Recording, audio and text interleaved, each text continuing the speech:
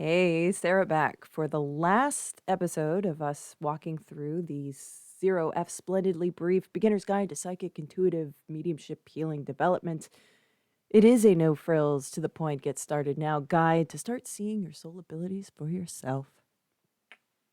Okay, so we are nearing the end. What do we have left? Well, last episode we went through the development journaling. Yeah, we did. Now we're going to go through the exercises and worksheets. So when I did the white light meditation, we did it so I could basically walk you through the meditation if you were meditating. This time around, I'm just going to tell you what to do. And having it in your brain as another exercise to do, and having sort of the rundown. Once you go into a meditation, ultimately, you don't need these directions. You can go wherever you want with meditations. It's kind of the beauty of anything to do with this stuff is it's your journey. So you can keep wandering around and play with things how you feel intuitively led. It's your journey in these meditations. But if you're not so, if you're new, that's what I'm looking for. If you're new to meditations, then these are kind of good meditations and exercises to start out with. Also included in this episode, we're talking about the exercises that are worksheets. So we're doing a couple things here. We're actually doing 3 things in this episode. First, to get you started, we're going to do an assessment step. So this is like taking what you know now and documenting where you're beginning your process. And it's taking a look now with the information we've gone over, starting to reframe understanding, trying to connect things that resonate with you and bringing it to a different sort of reality. And we're going to reassess your past. You believe your things from the past, your psychic dreams, your synchronistic events that were just coincidence. You have these documented in your brain in a way that may not necessarily be how exactly it happened in reality. And even the feelings and the emotions linked to it might skew what happens. And so, in that sense, we are looking back at things with a reframed perspective. And we want to start our journey first looking back at maybe some past events that you went through. And I'll give you examples of mine and how I would fill these out for myself. We're also going to take a look at how you do what you do now, the things you're interested in already, and how those could be linked to the primary soul senses that we've already talked about in this guide. So first is our assessment step. Those are our assessments. Next up is getting to work, starting to build the baseline, starting to use that imagination tool as your journey, as your tool to build experiences and to start exploring referencing and imagery and whatever just comes up there is you beginning that journey and becoming familiar with that place, recognizing that place. The test will come in the multiple times that you go to this place and what is coming up as pieces of close to the truth or just straight up truth and evidence. Okay. So in the get to work phase, we have a meditation worksheet we're going to go over. We have exercises to talk about that are visualization exercises. Um, there is a point when I want to do videos and um, audio to do a guided meditation so you can meditate and be walked through the process. It really does allow for you to switch your brain off in a way that if you aren't familiar with the exercises, you find yourself going back and forth in different parts of your brain. So you're not solely connected in that imagination space because you got to be like, oh shit, what was the next step that I was supposed to do? So you start thinking on the other side and you're going back and forth. And the goal is to have you in comfortably in that imagination place and being non-judgmental, being sort of illogical in that space and being free in that space. So the less jumping back and forth we can do, the better, which is one of the reasons why I wanted to talk about this now, to kind of set you up so when you do play and you do get to work, that you have these in your back pocket as visualizations to kind of give you direction, to set you up for what your meditation is going to be, what's kind of the goal of the meditation. And there is no ultimate goal of a meditation other than using visualization and becoming familiar with your baseline um, by getting to that point of meditation. Okay. So practicing the steps, practicing the routine.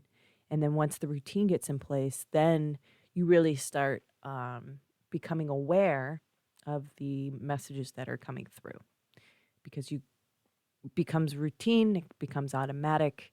And then the things that stick out becomes those oddities, those messages that are unfamiliar, um, that are unusual in that space. Um, for the get to work session, what we're going to end it on is an initial assessment of your soul senses. So this will be after several meditations.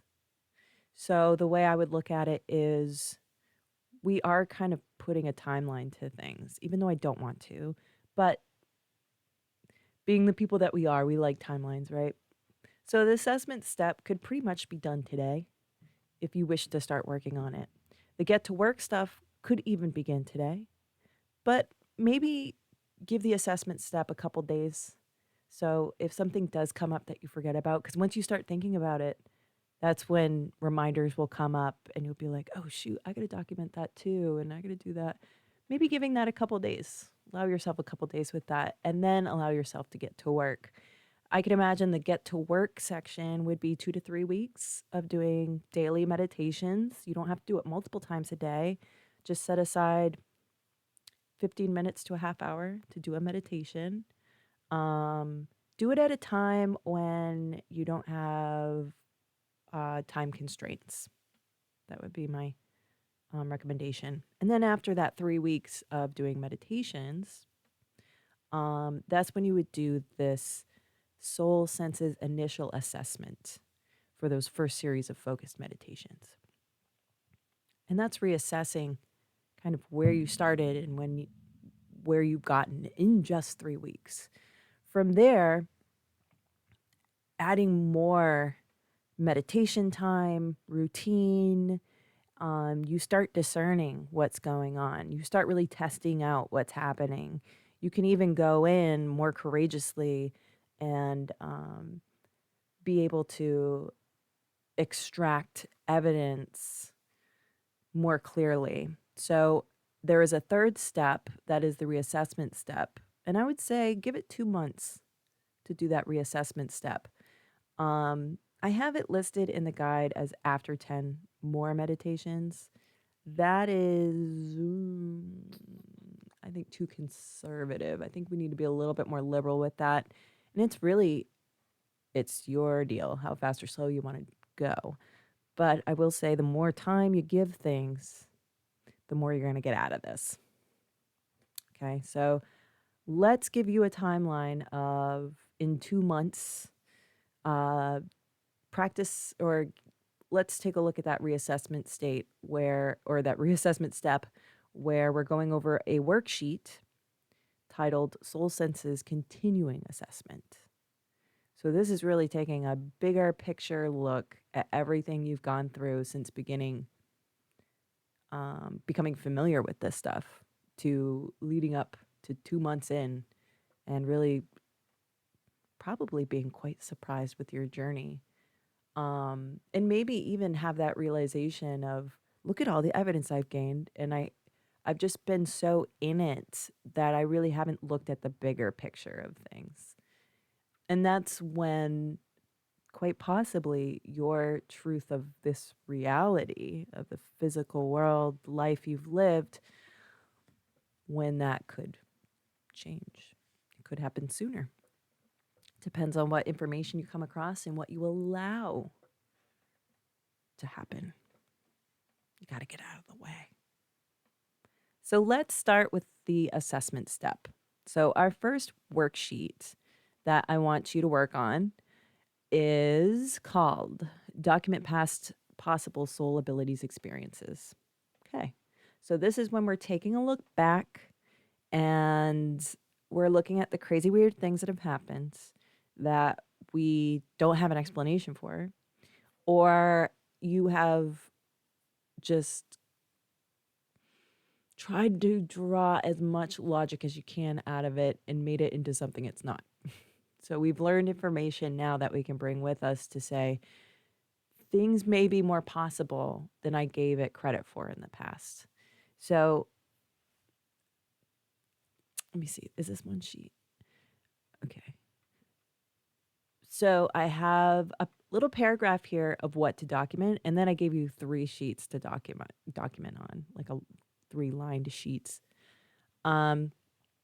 So the first thing to address, what have you experienced in the past that you think are hints of your soul abilities, of your psychic ability, of your intuition, of your mediumship abilities, of your healing abilities?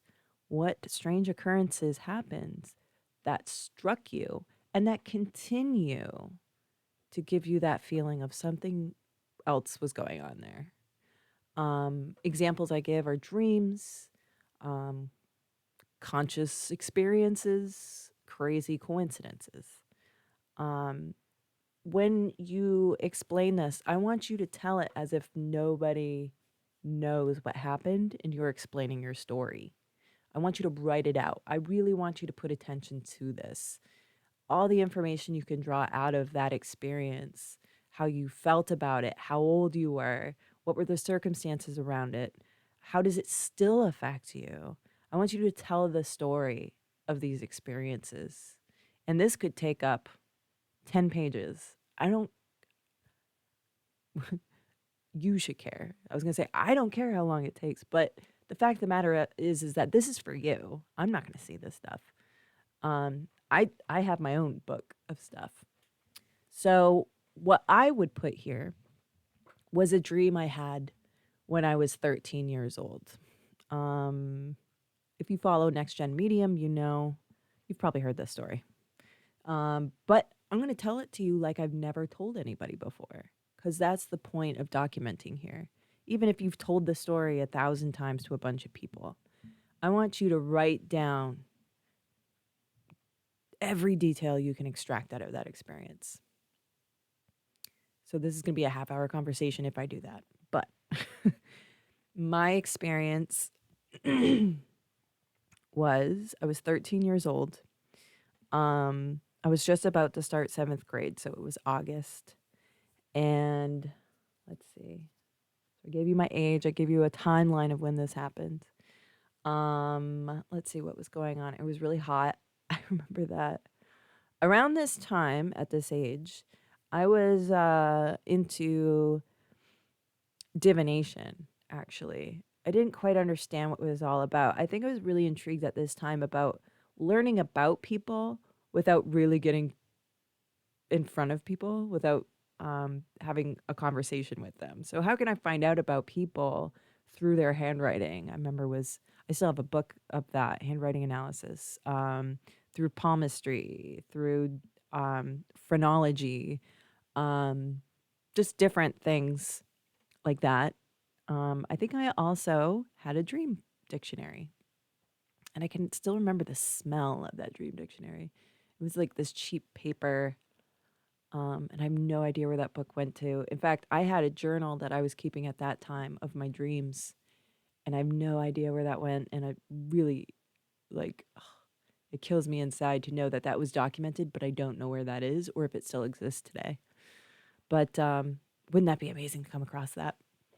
So, and I would have documented this experience. Imagine looking back at when that experience happened and me looking through the years of how I recall it and see how different maybe those experiences are as to, when I documented and how I documented. Maybe it's evolved and changed, that story, that looking back and recollection. But so at that time, I was kind of into this stuff already, this stuff. But I wasn't like ever thinking I was a psychic or I was a medium or anything like that. I don't think I ever had experiences that led me to believe that.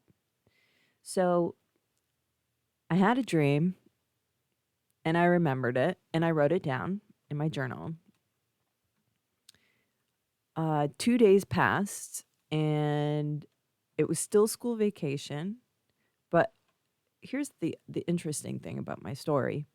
Um, so 2 days after that dream, I started my period, and it was my first ever period. And I didn't really know what to expect for a period. I didn't know it was coming. I really, like, it's one of those kind of surprises in life. And so I think I was kind of in shock that it had actually begun and that this monumental moment was happening.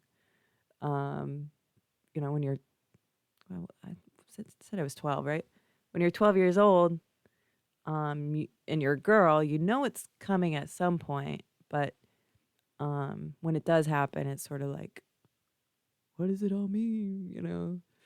Um, well, it's begun. Now I'm like a woman. And so I was feeling pretty miserable that day, and it was really hot. But I remember the cramps were so bad. Having never experienced cramps before, they really suck.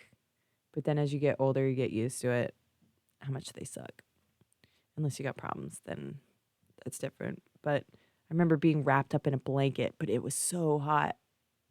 And I was so uncomfortable. So, like I said, this was school vacation, and I'm telling you all the details, okay? This is what you're supposed to be writing down, your own experiences like this. But I remember uh, school hadn't started quite yet, but I remember going to school and my period was still going. So I remember being completely unprepared as to how to deal with that at school. But my mom came home. It was about 3 or 4 o'clock, and it was sunny. And I remember sitting in the living room. My mom came home with some bags, and in my dream, I dreamed that my mom was wearing a pair of red pants, and they were kind of loose, but they looked like a lightweight fabric to them. But she was showing me these pants in my dream. So 2 days later, my mom came home with bags, shopping bags, and I don't remember her really saying anything to me, but came out from her bedroom and had a pair of pants on. My mom isn't the kind of person that goes out and goes shopping. If she does, it's sort of like she was in the mood to go do it, which really wasn't that often. And she actually hated shopping, as far as I can remember. And so for her to go shopping was kind of weird. like the once in a blue moon kind of thing. But she was very excited about these pair of pants and wanted to show me these pants. And so I turn and I'm looking at her wearing these pants, and they're the same pants from my dream. Exact same. This burgundy red, the loose fit, almost like palazzo pants. They even had that sort of corded look to them, like corduroy, but wasn't the same fabric as corduroy, but it had that look to it. And I remember just looking at her and just looking at the pants and just being like, I dreamt about those pants 2 nights ago. And one of the things that strikes me the most about this memory isn't necessarily like that holy shit moment of I'd had a psychic dream. One of the things I remember most and I carry with me, and I've let go to some extent, was my mom's reaction was almost like, who fucking cares? And as you can imagine, being a 12-year-old and having another monumental moment in the same day that a monumental moment's happening, and your parent doesn't seem to care or acknowledge it or whatever, that's pretty disheartening. That's like, that was an amazing thing that just happened and you don't care, you know? So, and it's not that she wasn't interested in psychic stuff or anything like that. She was into it. She watched that John Edwards show and psychics and ghosts, and like she was down with that stuff. But I think it was me taking away from her moment that she was like not okay with. But anyway, that's her problem. So that would also be something I would document in my journal too. So that whole experience, how I felt, what happened, what transpired, all that stuff, that would go in this. I'm trying to think of crazy coincidences, but I guess one crazy coincidence, I don't know if I've ever talked about this, NextGEN Medium. So I'm a big fan of Green Day. I've loved Green Day since I was like 9 years old. I'm committed to these people. It's never going to end. But there was a time when Green Day were kind of under the radar for quite a while after their first initial popularity. But I was still a big Green Day fan. In fact, I loved Green Day. They covered a song by a band called The Who. And so then I started getting into The Who, and that opened up a whole other like genre of music, of classic rock, like Pink Floyd and Cream and let's see, who else was there? Pink Floyd was a big one. The Doors and Janis Joplin, like a lot of American, a lot of British. And one thing that I was really drawn to with these classic rock bands that Green Day kind of opened the door for me to check out were the bands that would do rock operas that had an album that was a story, you know? And I mentioned Pink Floyd. Pink Floyd has a couple, Animals, and I think even Dark Side of the Moon is edging in that direction, but definitely The Wall. The Who had a couple with Tommy and Quadrophenia. It was just a big thing at one point where everybody was doing a rock opera. Oh, of course, the Beatles and Sgt. Pepper. And so I really went on this like rock opera kick where it was all these concept albums. I really liked them. And I remember at one point hearing that Green Day was recording a new album. And this was like 2002, 2003. It must have been 2002 or 2001. I don't know. Somewhere in there. Early 2000s. And so at that time, we had these things called message boards on the internet. And Green Day had a fan site, greendayauthority.com, plug. And that's where I went to get my Green Day information. And they had a message board on there. And I remember hearing that Green Day had recorded or were working on an album. And I remember putting out there, wouldn't it be cool if Green Day did a rock opera? Green Day, exposed me to all these old bands that did concept albums and all this stuff. And wouldn't that be just like huge full circle for me? And I don't know what they were recording at that time, but and exactly what the circumstances were or are, but I put that up, and then their next album was American Idiot, which is a rock album, like a rock opera album, a concept album, which came out in 2003, I think, or 2004. So, did I put the idea in their head of doing a concept album? I don't know. There's even I've read that someone at some point leaked that Green Day were doing a rock opera or concept album. And the band was kind of pissed because they were in the middle of recording it. And part of me wonders, like, did they think me saying, wouldn't it be cool if they did a concept album, a rock opera? Do do they think that was me leaking? Was that me possibly just I don't know. It is a crazy coincidence that that's something I said possibly during the time that they were recording a rock opera. Um, is it way out there? No, because rock bands do rock operas sometimes, concept albums. But the fact that, it was my favorite band and I could have been sort of psychically connecting with something that either they were thinking about doing or were doing in the process of doing. Like, is there a thing there? I don't know, but that's something to include in this crazy coincidences section. Um, and then once I found out it was a rock opera or whatever, it was like, oh my god, that's what I put on the message board.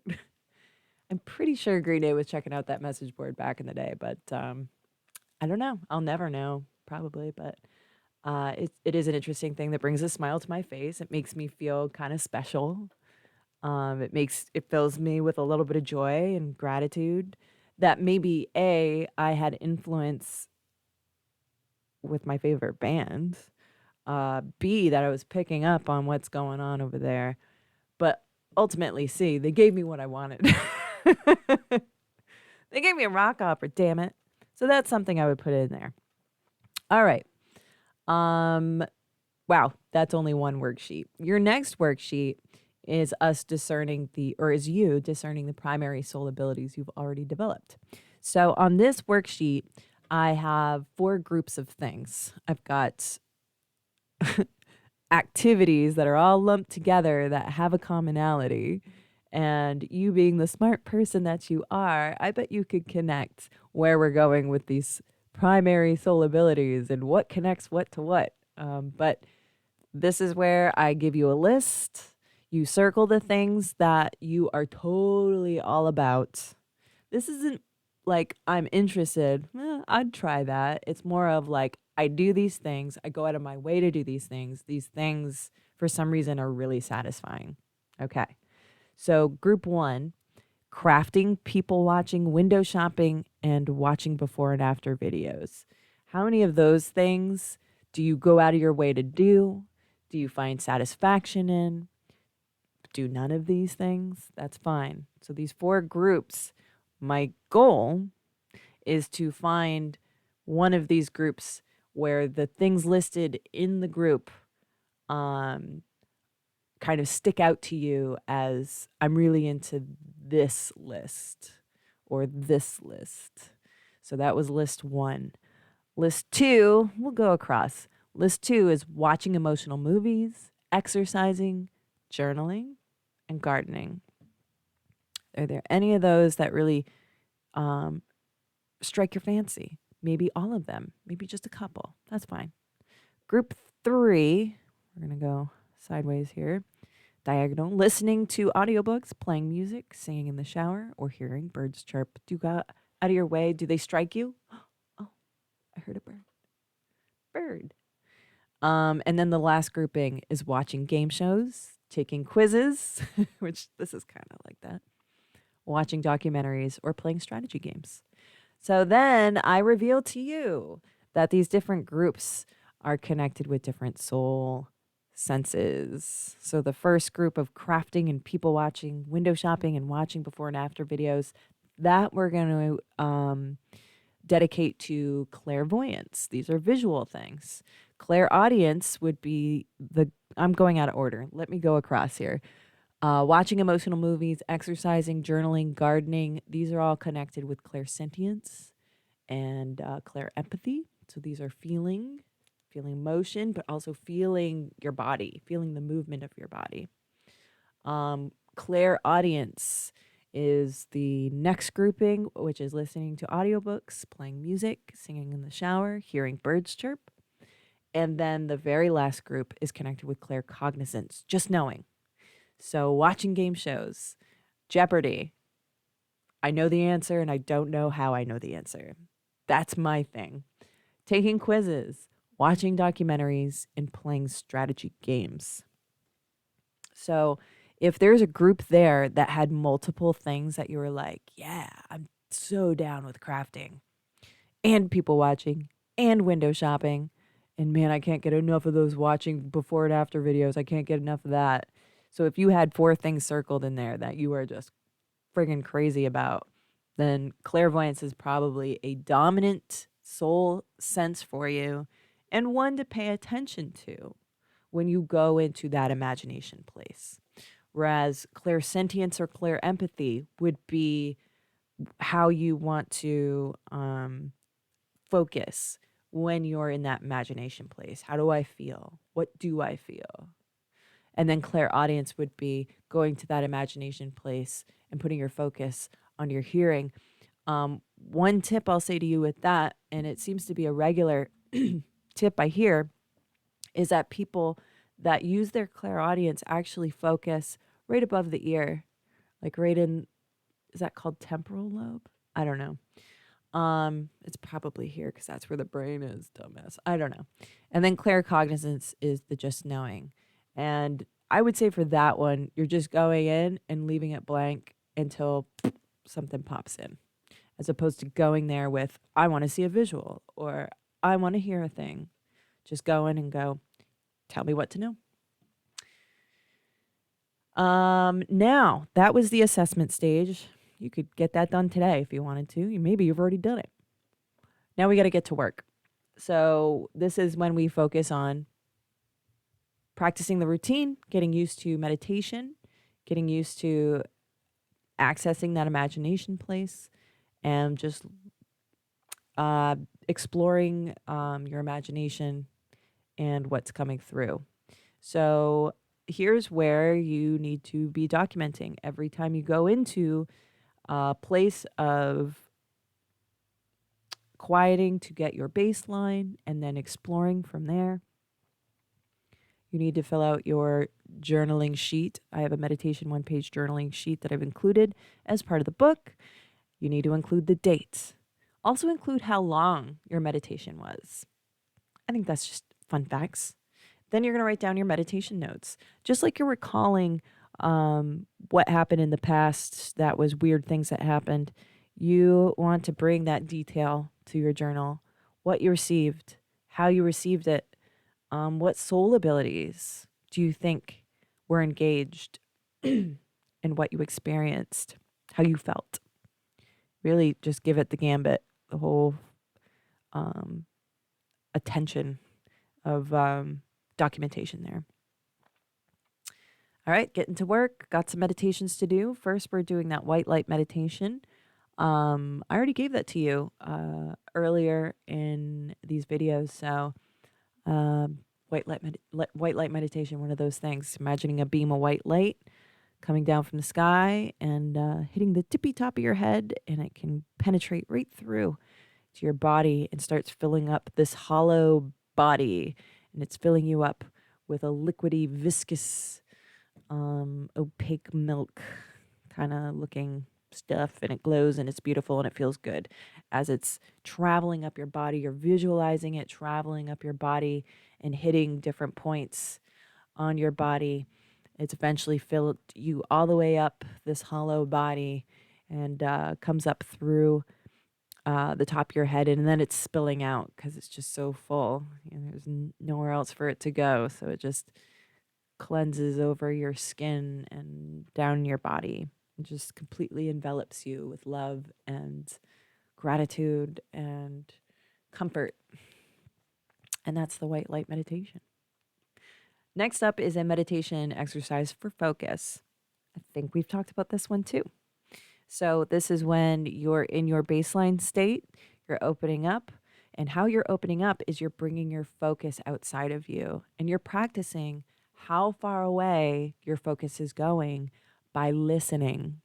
So you're listening to sounds that are close to you,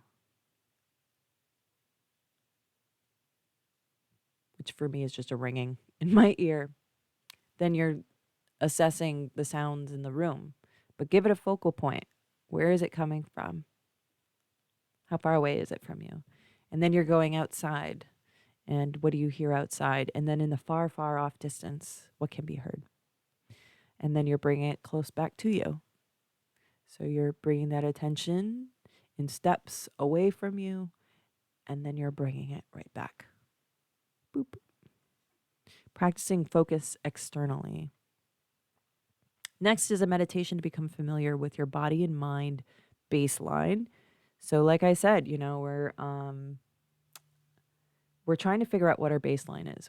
One of the things we're trying to do is understand what our body feels like and becoming familiar with that. We're so used to ignoring our body, the tool that gets us through this physical world. And so really this exercise is about just putting your attention on different points of your body. And also recognizing how tense you are, because throughout this exercise, you're relaxing your muscles as you put a focus on your feet, on your calves, on your knees, on your thighs. And then once you're all in that relaxed state and everything feels heavy, really, that's where you start understanding your baseline, what it feels like to be in your body, the different pains that already exist there, that's normal for you, that's building your baseline, just understanding, paying attention to the body you're in, and just sitting there for a while and just feeling it. Zone out, maybe fall asleep. Next is developing a shift routine for observing messaging. This is something I practiced a lot at first because I wanted to set up routines in order to get familiar with the oddities. So the more routines you can kind of put in place, I feel like the more you're able to discern the unusual things.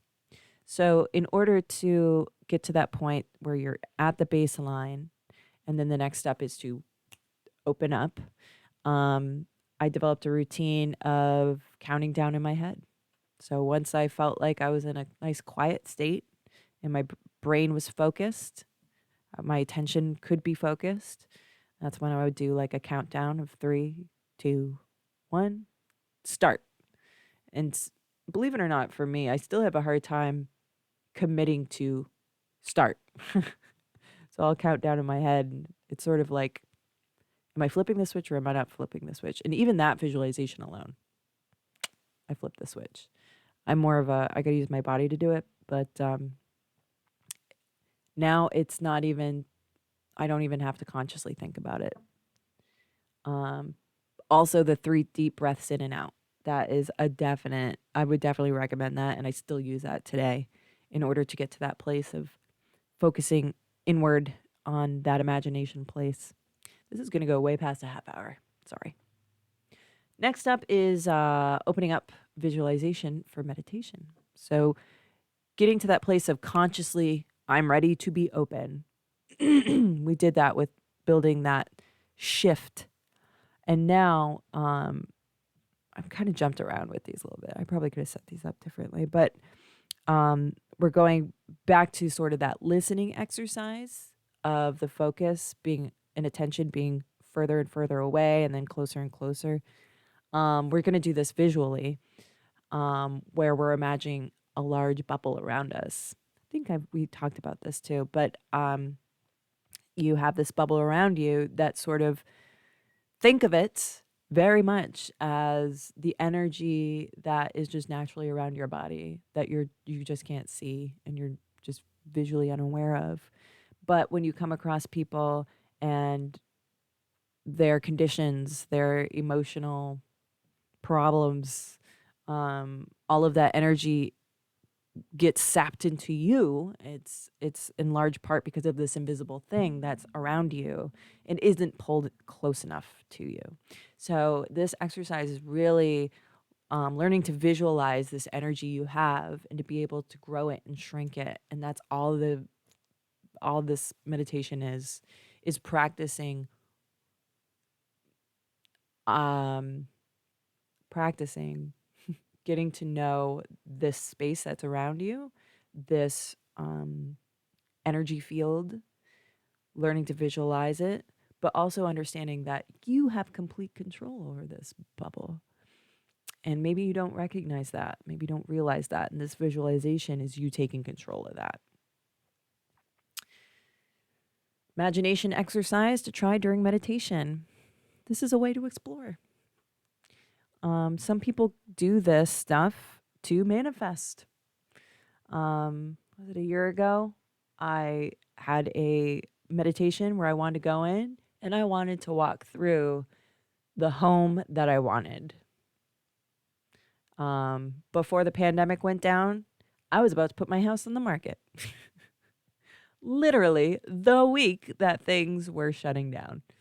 And that's when we said, maybe we'll hold off on this. And it's a good thing we did because I wouldn't have been able to afford a new house with way prices were skyrocketing and there was not a great inventory to begin with. So we're seeing a lot of people coming in that are from out of state and are buying up these houses that are $100,000 over the price it would have been in early 2020. So it's just like, wow. That could have been a disaster if we had gone through with that. But it was also around that time that I was like, if there was a home I could move into, where would it be? What would it look like? How would it be set up? Most importantly, what's the landscape look like? And I visualize always. I always go back to that meditation I had of that house I built. And sometimes I go there in my mind to the place that I want to be is on that hilltop overlooking rolling hills and a nice cleared yard, but lined with woods here in my state of Maine. Beautiful house that's big enough for my whole family. That's all I want. I just want a house big enough for all my kids to have their own room. That's all I really want. And an office space. Mine, where nobody can touch my things. So it's a journey for you to explore your imagination and imagining the smells, imagining the temperature, how things feel, how things look, and using just that imagination piece. You can walk through the house you grew up in. You can walk through or build your dream home. That's what I did. Visit a location you want to go but have never been to, or perform on stage as your favorite musician. What you could get out of this meditation too is if you've never been to a location, the power of Google, my friend. Imagine yourself, put yourself on a map somewhere. I don't know where. You've never been to this place, but put yourself on a map and find a very specific location. Drop yourself there and walk around town. You've never been there. How do I know what it looks like? Use that imagination. Well, this imagination. Maybe there's some evidence there for you. because you know what? Google Maps is kind of an amazing place. You can try that. Very exciting. All right, and the last thing you're going to do is you're going to assess. After doing these meditations, let's give it a couple weeks to do these meditations, to document, and then we're going to do our soul senses initial assessment after those 2 weeks of meditations. And this is where you're going to look at the big picture, the accumulated information. After your first initial meditations, those first 2 weeks, let's say, I say first 5 to 10 meditations. 2 weeks, that'll give you 14 meditations. What soul senses have presented and how did they present themselves? Still not sure? Well, just make a guess. So what if you're wrong? It's your shit. It's just you. That's fine. It will be refined and clarified with time, but you need to start somewhere. This is where you dive into those primary abilities: clairvoyance, clairaudience, clairsentience, and claircognizance. Those are your soul senses. Yeah. And document how you're experiencing those.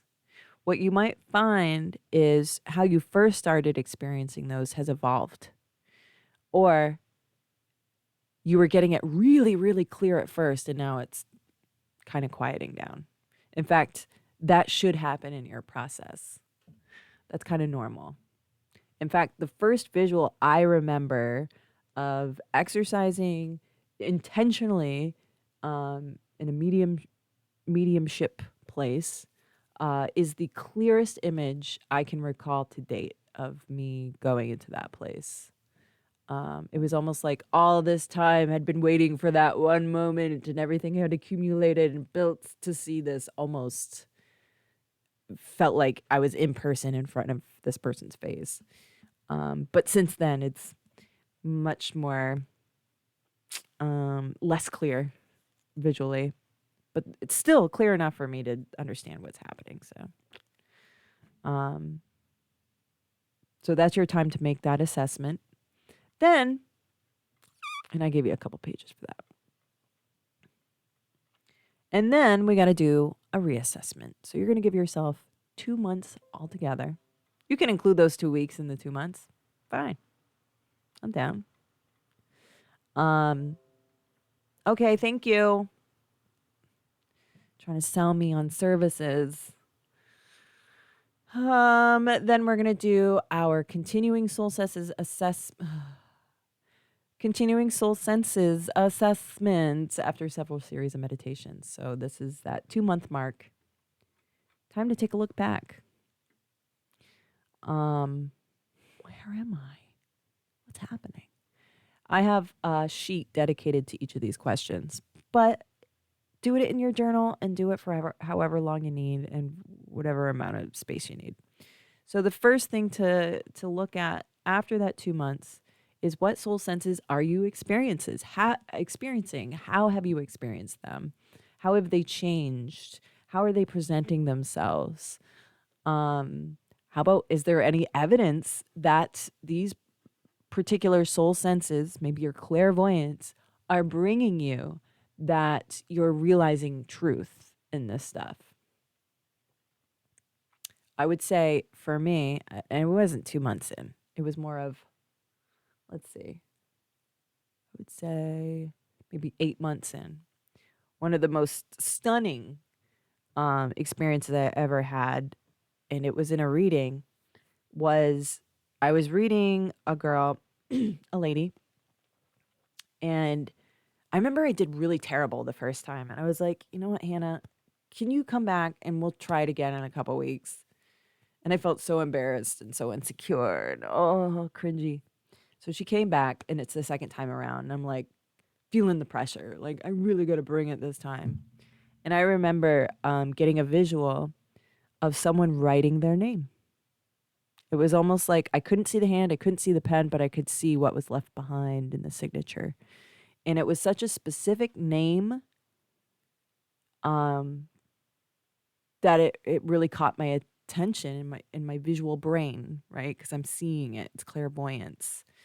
And I was connecting with a woman in spirit, and oh, what was her name? It was like a two name. It was two names. Um, two names that was a first name. And so I said the name, and the person that was across from me was, oh, yeah, that person means a lot to me. You know, it was two names. What was the name? It was like Anne, Claire Ann, or something like that. That's really going to bother me. I can't remember it. But that was a big moment for me to see this name. And first of all, it's a name. That's a big deal. Um, that's a big piece of evidence. And never before I experienced that, and I haven't really experienced it since. So um, that was an evolution in my abilities. It was also a huge evidential piece for me that I was on the right path, you know. Next question to talk about. How did your initial soul sense past experiences compare to what you know now? So when you first started and you had a couple experiences and you're like, this is just my imagination. This is just bullshit. I'm just making this stuff up. How has it evolved to that 2-month mark? Do you still think it's bullshit? Do you still on the fence with things? Or are you really looking at things objectively and giving this a chance to be truth? Or maybe you're more than willing for it to be truth, but you need to be objective in, is there coincidence here? Is there something that I need to consider to bring myself back down to earth and not consider myself that special? We're all special, right? But how has that evolution taken place? All right, it's dusty in here and it's caught in my throat. I got to finish this up because children are fighting. How did your initial results starting your meditations evolve up to now regarding use of your soul abilities and how they present themselves? Okay, we're looking at meditations evolving. So going to that familiar place of your baseline, opening up, getting information. That has an evolution as well. Maybe you're seeing it happen much quicker. Maybe your meditation durations are much quicker, but just as effective. That's your time to assess that time. Are your soul senses changing, evolving, broadening, or becoming clearer? This is you being objective, you giving every angle a chance to be heard and seen and understood and have attention. And that's it. Those are all the things for you. Get to documenting, get that journey going, and in 2 months' time, you might see the world very, very differently. And it's very exciting. All right. So that's it for this experiment of doing videos. I think I've learned what I need to do with these videos, and I'm kind of planning on how I'm going to execute going forward with the few resources I have and time. That would be one of the resources. Time, energy, and effort. I have plenty of that stuff. It's the time. It's really difficult, and I want to get this out pretty soon, I guess, when it comes to these new videos. But this was a nice test run, and I appreciate you hanging with me and sticking around. But the members access area is closing at the end of the month, and that means these videos will be gone. So if you're not watching this, then I don't know if you're going to be able to get all the videos watched in time, but there will be a new series if you are still watching. Available through Patreon. That's where I'm moving all of the member access stuff. And I think it's $3 donation gets you access to the NextGEN Medium podcast, which will also be disappearing soon, but will be available for Patreons. $7 gets you the NextGEN Medium podcast and a copy of the NextGEN Medium or of the Zero Effs guide PDF. Man, there's a lot of thinking going on right now. $13 allows you access to these things as well. There's another thing in there that I've forgotten. But either way, I have a new podcast coming out soon. I'm in the process of editing and wrapping that one up. January, we're going to be seeing that surface, and it's going to be available to the public. And it's going to be zero Fs and a discussion of that and a much more direct beginning, middle, and end. It's all recorded. I just got to put it up.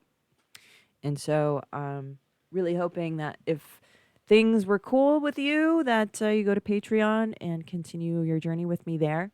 My plan is to, whenever I have stuff coming out, I have my shop on my website. I'm going to keep that around, even though it's costing me money. It's not really paying for itself.